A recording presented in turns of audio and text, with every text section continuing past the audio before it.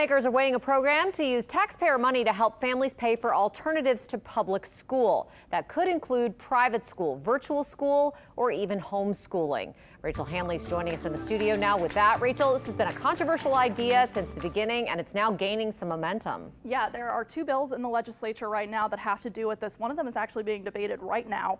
Today, the governor also came to our area to try and rally support for these two bills. He says that they would help fix a lot of the issues in our state's education system. But the idea also has opponents. They say they worry this could help some students at the expense of others.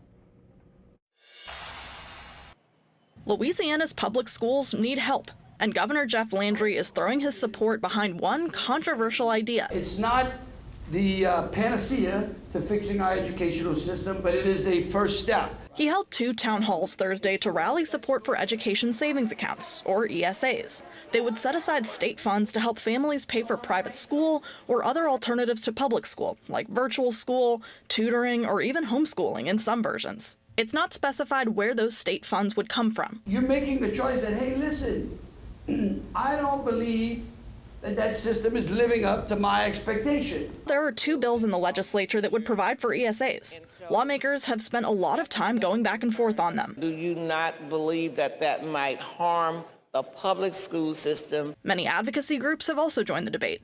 Jan Moeller heads the nonpartisan think tank Invest in Louisiana.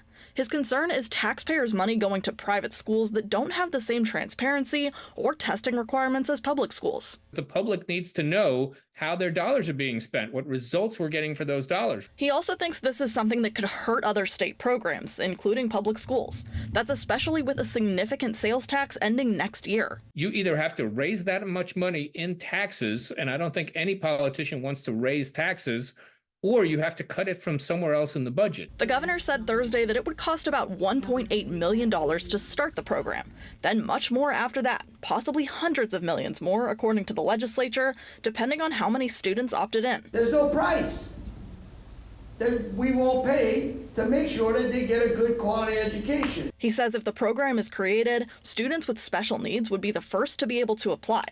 Then it would roll out in phases for the rest of the families in the state.